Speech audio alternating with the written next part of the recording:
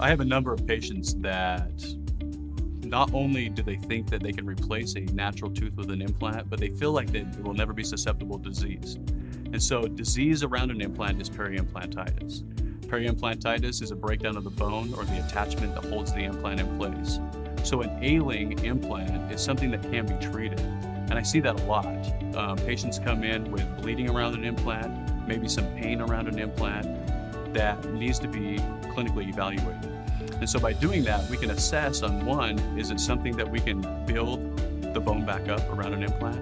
Utilizing some new technology that we have in our office. We have a high-intense laser that one can vaporize bacteria, and two, stimulate the bone growth to occur around these implants that used to be there.